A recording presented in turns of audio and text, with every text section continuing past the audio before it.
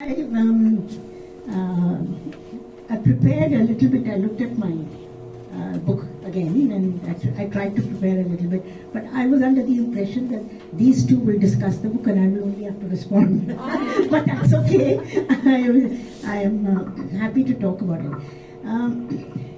One of the things I mentioned in the sort of prologue is that this work has taken me 15 years. It actually took me. I started off in 2008, and the book actually came last year, to 24.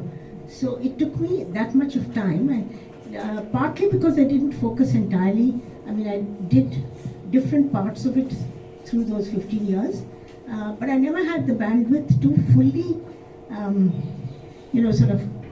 make my, let's say, larger argument, because compulsions of other kinds of things that happen in your life take over, and I wasn't able to finish what I had started off in 2008. But as I did that, and I've mentioned in this that it's actually the corona that gave me the shock of my life, because I thought, मैं तो मर जाऊंगी, और this kitab can only be written by me because it's only in my head. So I have to finish this, and we lost a number of historians during the corona. That was very tragic. So that gave me the jolt, and I did sit down and finally complete what I did. The completion part of it was actually, in some ways, the best part, because you had to tie up all the loose ends. And I had made, I had written different segments of the book at different times, but there was a overarching argument that was there in my head, which had to be worked out. And I think that's what I did when I finally sat and picked up the work again and concentrated on it. So let me just begin by saying, one of the things that, it's true what Smita has said, and Kumkum and I were faced with in the 80s. We did repeated rounds of syllabus revision. In the 80s, we did a very massive and fantastic round of syllabus revision for the undergraduate syllabus in Delhi University, which actually in some ways became a model for undergraduate syllabi elsewhere also. I was told that people thought it was the undergraduate history syllabus was regarded as one of the best undergraduate syllabi in the world. Be that as it may, I'm not sure, but it was a massive and fantastic exercise as far as we were concerned, because we got a chance to revamp the entire course, the structure, but also to revamp individually what was going to go into. We used to have 8 papers before. One of them was actually an essay paper, which meant that people studied only 7 papers. 8th paper was said ki ek paper ko padh lo, making it equivalent to 200 marks, and that's enough. So you chose one paper as a sort of dual paper, and you did all sorts of things of that kind, which meant that we didn't even get a sense of the range of issues that were by then dominating historical thinking across the world. And there's been one thing that I have to say for the historians is that despite all the controversies, they've never put tools down. They are actually working all the time, and they keep writing. And I don't think that you can stop them. So the frontiers of opening up, strands of thinking and strands of analyzing and arguing is something that we can all be actually quite proud of. But in the 80s, when we did revamp the syllabus, and that exercise, I've never really fully written about it, but it was amazing because there were 15 of us college teachers from Delhi University. Ittifaq se we came together, and we worked on that syllabus. And it was a model in one sense, because nothing could be put into the syllabus without all 15 of us, no reading could be put into it without all 15 of us reading it. We had to read it, thrash it, come to the, whatever it is, and then we put it into the syllabus. So it was the most creative thing, and I have come from a situation which is, this is less to do with the Mahabharata and more to do with history and his practice of history. I actually am a person who was never formally trained in history, because I am an external student from the Banaras Hindu University, afford to go and study a history course formally in any university. My father couldn't afford it. So I learnt my history as I started to teach. And over the years, this exercise was fantastic because one actually learnt so much. But 80s was also the time when we were beginning to, reformulate. History was not going to be top-down. History had to be something that was both more representative. And by then, things like subalterns and others have also come on the scene, and they're writing and they're doing things. Everyone, of course, is ignoring gender. I mean, nobody has. Even the subalterns never produced anything on gender, not one. I think there's one silly essay that was there in the, it was really stupid. It was in, I think, Subaltern 4, some, I shouldn't be, I'm not being racist, but some undergraduate kid from Australia who must have had a good patron wrote that stupid piece, and that became the model for, that was introduced, that was included in the subaltern. So gender का तो नाम ही नहीं था. So subaltern थे, but gender was not part of subaltern history. So given this atmosphere, we are all struggling with, we have to now write and we have to think, and we don't want to reproduce the syllabus in that top-down way of political power and stuff like that. But the whole challenge was, how do you write gender history? Firstly, you have to demolish the myths that come from the point of view of the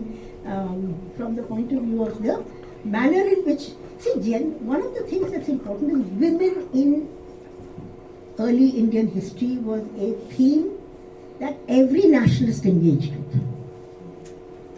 Right through the 19th century, people are writing, and they're writing about this great, you can see it in the consequences of Delhi colleges also. They're all named after, what's it called, Maitreyi College, Gargi College, and all the rest of it. Well, we were stuck with Maitreyi and Gargi for the rest of our lives. It's like they stood for everything, absolutely everything. And you have to start by actually unraveling that. So first thing that you had to do was to unravel Mr.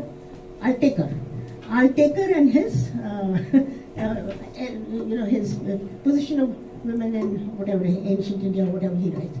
And so this is the background with which we start. So starting off of the inclusion of gender, it took a really long way.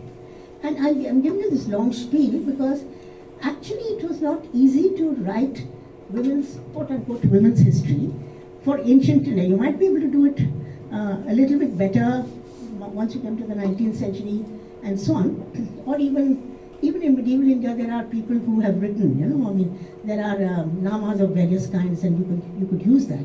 But ancient Indian history, early Indian history, didn't have that much that we could fall back on. And so you had to first start by countering the Altekaran view of history, and then you could think about what we could do and what we couldn't do.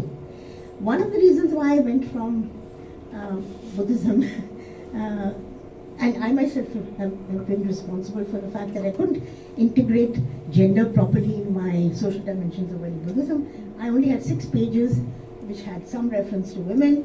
So we were still fumbling, and we didn't have the kind of access to thinking and critical engagement with our texts in a more meaningful way. And so it was partly cramped by that. But then, this was also the time when while we were striking down the Altekaran paradigm, we were also thinking of the ways in which there could be a possible inclusion of gender, more meaningful in history. And of course, to my mind, the real dramatic and powerful work came from Kumkum, from your university, because she and I had been sort of, friends for a long time, and we'd written a couple of papers jointly also. But she managed to reconceptualize the Brahmanical texts in a way in which she brought in gender, not as an add women and stir, but absolutely as an integral way of trying to understand what was happening as far as stratification is concerned. So one of the things that, unfortunately, it's not a book that's read as widely as it should be, because it's very dense. it's it's about the um, texts on the sacrifices. So you have to go through reams of material before you can actually extract a thread from there. But one of the things that she did show was that gender was a central element in the emergence of stratification in that early time. So the book is called Emergence of Monarchy in Early India, and it's 800 to 400 BC. That's the time span that is of the text. So this now here she was able to show us that the emergence of gender and gender hierarchies coincided with Varna emerging, and simultaneously with also political power emerging in a certain kind of way. So I think that book was mind-blowing. She never wrote a sort of, let's say, a paper that could perhaps draw on that and could be more easily circulating. And I'm not sure how many of you, those of you who are not doing early Indian history, would have read that book, but it's worthwhile because that's where she makes the analytical leap, in my opinion. So that's all we had, and so I was also writing on and off on different things. What I think was significant was, again, some ittifaq kind of thing happening when I'm asked to come and do a seminar typically in JNU, which is filled with the transitions paradigm and whatever, and I'm irritated because I'm allotted gender. It's like Uma Chakravarti ko usko bulao, but gender ke liye bulao. Meri sari itihas khatam ho jati hai. I've written on so many themes, but I was reduced at the end. So I'm a little bit irritated. I said, transitions ko kaise gender karungi? Seemed very strange to me. But that's the time when I actually realized that we do have texts where we can unravel certain issues, and that's when I discovered that perhaps the Mahabharata is the text that I have ignored all these years. I mean, I had read parts of it and so on, but and I had written a lot on the Ramayana because we all engage as feminists. We had to engage with Sita, so so that's what happened. But that was actually an amazing. It was like one of those moments where you felt, "Acha, maybe there's something over here," and that's how I began to research the question of the Mahabharata as a text which can show you multiple strands in it. So, in fact, then the way I can sit down. Okay. So, thank you. So we, so I began with that. This meta narratives that you are referring to, that's the long prologue. Yes. That's the long prologue to the actual reading of the text. Yes, the dialogue. Yeah. You can easily identify. Yeah. So that's what I had done. It was important because you had to actually deploy whatever was emerging in history writing. It may be in different settings, but also in anthropology and so on, from which you could draw in order to look at this period in a more creative, or a text in a more creative way. So in a sense, one had to kinship studies, anthropology, a fair amount of anthropology had to be read. And there's, by then, across the world, the women's movement from the 80s, from the 60s onwards, things had begun to change. And the writing itself became more and more, it certainly did not reflect the add women and stir kind of problem that I was stuck with at that point in time. So in some ways the theoretical argument for looking at the Mahabharata in a certain, with a certain lens. It's not that I was creating those perceptions, that they are there, but then one had the lens to be able to extract them from the text itself. And so I proceeded to first write that account based on my own interactions with One was Gadalona because I actually had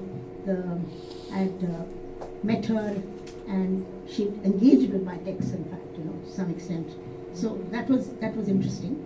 But essentially, I had to do what I had to do myself. Now, so it seemed to me that therefore that the transitional moment in that sense, I'm not looking at it as a transitional moment, but the ideal transitions in a larger sense made sense to me, because there were ways in which you could look at history being marked, or processes being marked in certain ways by the manner in which gender becomes, or let's say the control over women's sexuality becomes a critical resource for the community.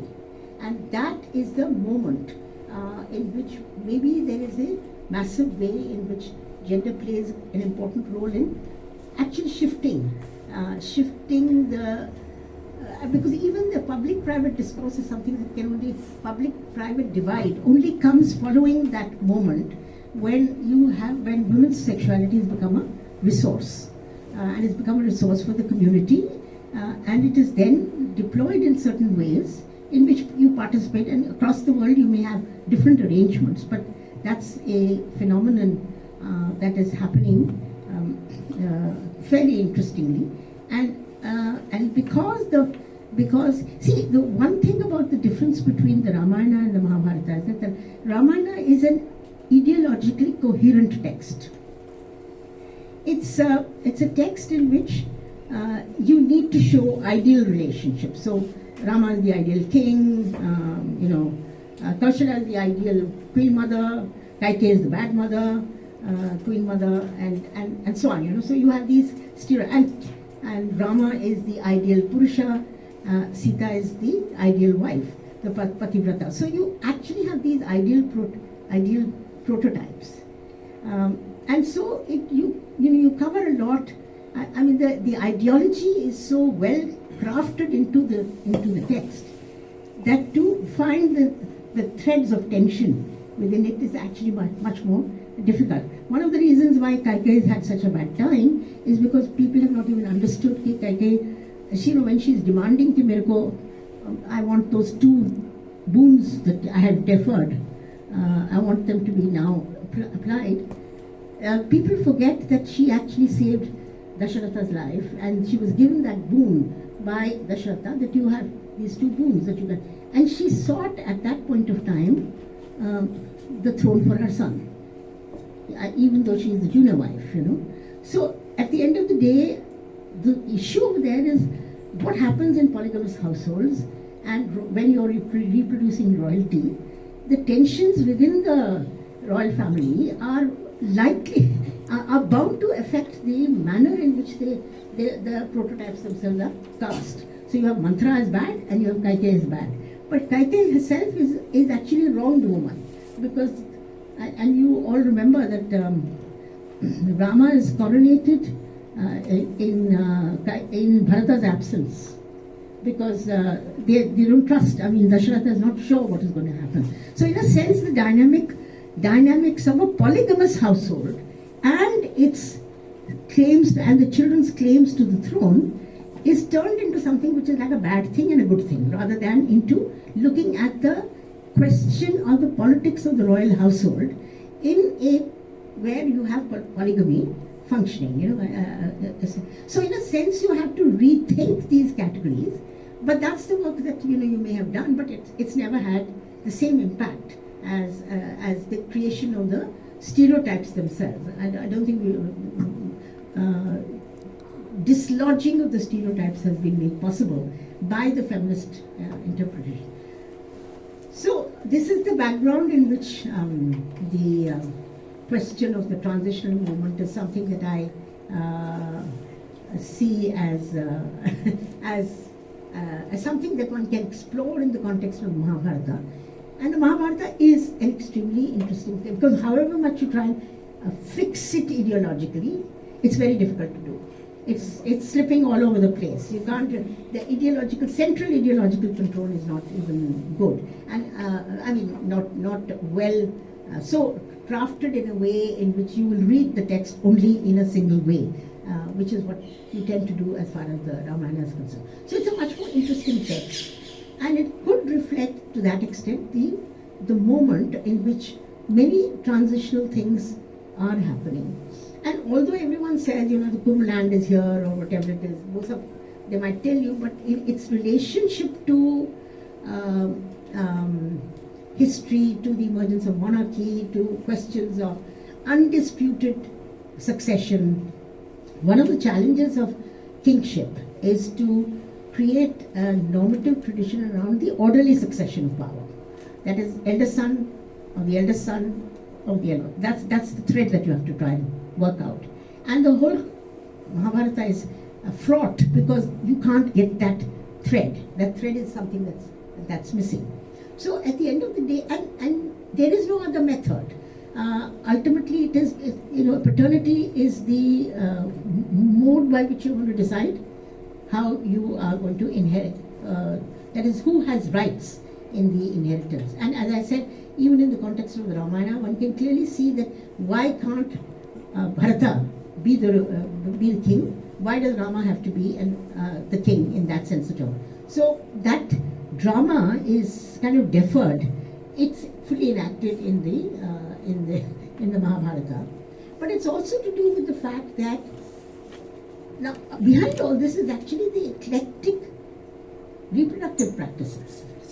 Now, if you are desperate and you are going to reproduce a kingly lineage, one of the things is that which was striking as far as I was concerned when I was exploring this thing is, the more, we all know of 8 forms of marriage in the Manu se lekar jahan jahan hai wo dikhta hai humko, that there is something peculiar to the relationship between Kshatriyas and the forms of marriage that they are allowed to have. Now, it's very common, when those of us who are trying to say कि नहीं हमारे यहाँ सब कुछ था, golden age तो हमारे यहाँ था ही था, और उसमें सब कुछ था, तो उस सब कुछ में it includes things like it includes स्वयंवरा, मतलब women had choice to marry them. Excuse me, बिल्कुल भी नहीं था. स्वयंवरा was only available to Kshatriya women, and even there you can see कि थोड़ा tension है.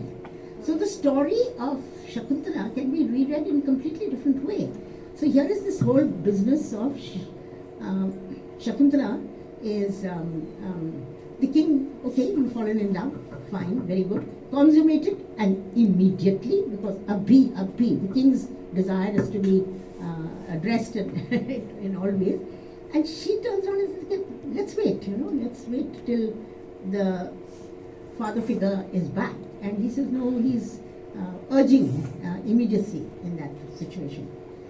One of the things that says Swayamvara is all right for Kshatriya kings. So it's only all right for Kshatriya kings. But even there are problems, because at the end of the day, Dushyanta, whether you go the Kalidasa route or whatever route, he conveniently forgets कि उसने शादी की.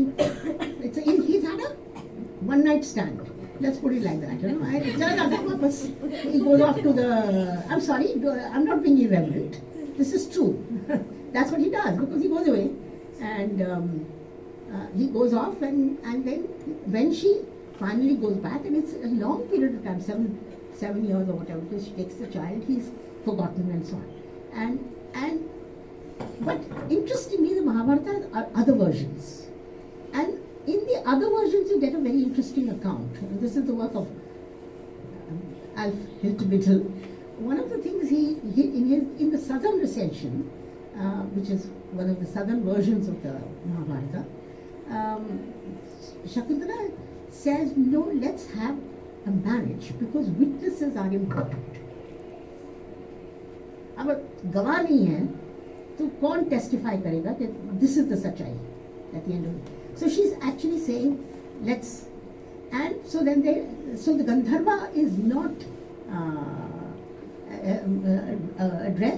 dealt with, or it is clubbed along with the presence of a ritual of some kind. He still conveniently forgets, and then you have the ploy of whatever it is that he finds out of. And Shakuntala has to recourse take recourse to a truth, an act which is what has miraculous renderings, in order to prove that she is telling the truth. So the fact is that now this. So let's not pretend that we had everything was tickety boo at whatever time it was and so on.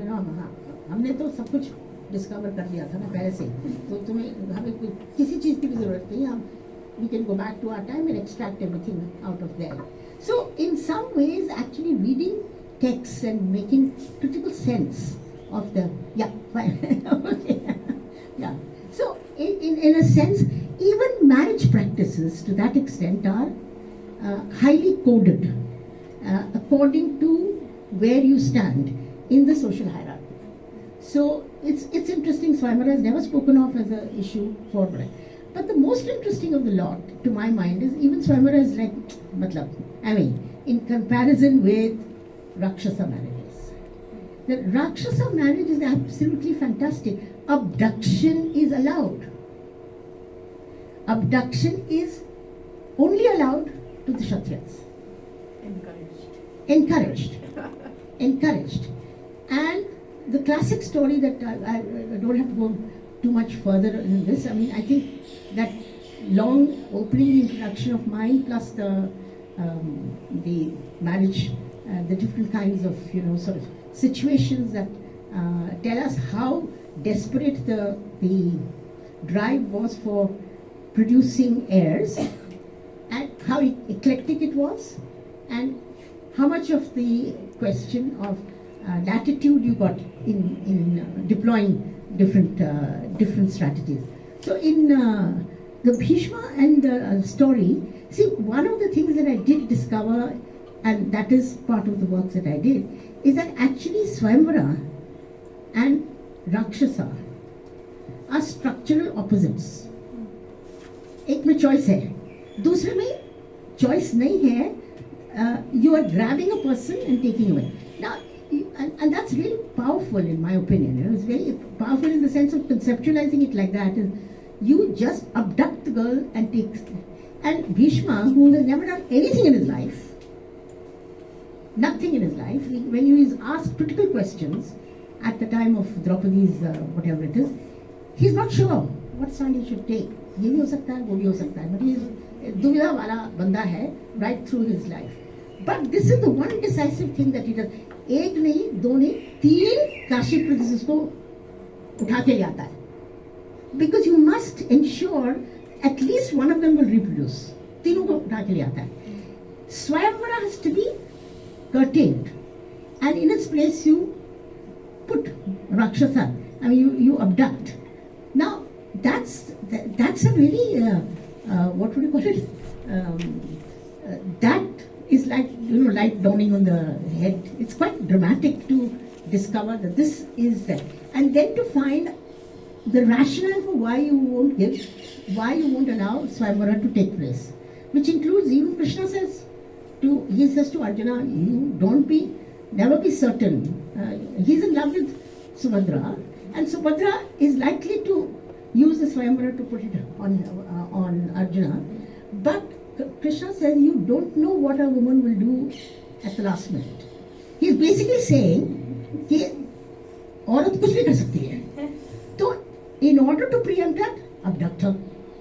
So abduction is a method for denying agency, for denying you the right to assert your customary practice. It's a customary practice then. So at the end of the day, even just finding all this in the text was for me a very exciting and powerful way of reading the text. And finally, I'll just end with this last one. I always thought, I was struck by that Madhavi story. I kept wondering, ये क्या है, ये समझ नहीं आया मुझे उसकी बात, and उसको तो आवाज भी नहीं दी जाती है. She's saying I have this gift, I will be permanently virgin. So you can have me. If you can't afford to have me for any length of time, take me for a year and I'll produce one son for you. And she does that repeatedly, 3-4 times. The strange thing is that, how do you read this, whatever it is? So as far as I was concerned, she was the very opposite of Amba, because Amba is angry about the choice being not given to her. And I thought to myself, Madhvi is like some paper character that you play. But actually the story is quite interesting. वो subtext में बहुत सारा चीज आ जाता है. And she herself actually turns around to being, in a sense, cocking the snook at everybody, because at the end, इतने चार बारी उसको दे ऐसे say literally she's given away, and then they say at the end of it all, the father says, अच्छा अब तेरी मैं स्वयंवरा करा दूँ. अरे ये क्या चीज़ है? And then she says, अच्छा स्वयंवर करूँ, so I choose the forest, and she ends that whole, the bartering that is going on of her reproductive potential is something that she denies at that point of time. So the text, if the text is, one good thing about it is that if there is not one single dhara and ये central ideological strand है, so partly because of the times that it's reflecting, and partly because it's an interesting text. Now I'm not going to go into that. There are people like Naina Dayal and others who have been working on, and here there is Kannad who's worked on the Mahabharata also.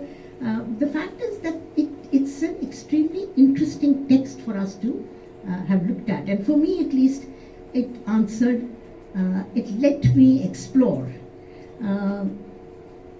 both my feminist politics and my reading of a text, which is so widely read, but it's not something that we actually deploy in that sense of term. And I don't think that at the end of the day, any text is going to tell us precisely why they said what they said. We've got to extract meaning out of it and extract issues and concerns out of it. So as far as I'm concerned, that's what I tried to do in this work. But I will want to end with one little thing. Just a minute, I'll only take. I struggled with the question of caste, Varna, and because those are my Varna and caste and gender are my running interests. And you find, finally, and that was literally the last bit that I wrote, is that my epilogue is something that I attach myself to very strongly. Usme, I try and deal with Vidura. And that is important to me because at the end of the day, what is the reproduction sort of narrowing itself down to? Why is it that this, and as this is not unusual, I think everyone will know this. Nobody is the son of his father, everybody is the son of his mother in this lineage. Despite that, why is it that we are unable to see the, let's say the ramifications that this kind of, and the crisis of reproduction is because you are not able to implant Kshatriya blood into a Kshatriya womb, and that's really the crisis. Vidura is there. Vidura has the same substance as Dhritarashtra and Pandu, and he has wisdom, and he has dharma, but he can't be king because his mother is a dasi, even though he is biologically related to the other two. So to me, then there's not only a gender thread over there, there's a very powerful caste Varna thread over there. That you are bounding the whole question of who can be. Even Karna's story is interesting because he's regarded as the son of the Adiratha, he's never allowed to even compete. So, gender we've extracted, okay, to some extent. Caste we haven't been able to do effectively, in my opinion, as far as the Mahabharata is concerned. And I don't think that poor Mr. Vidura only comes at the end. Uski puri kahani bhi batana mushkil hai. Because he's in and out of the text. He's been treated effectively and sanitized to some extent, in my opinion, because that's the dominant ideology of the text itself. So I'll just stop at that.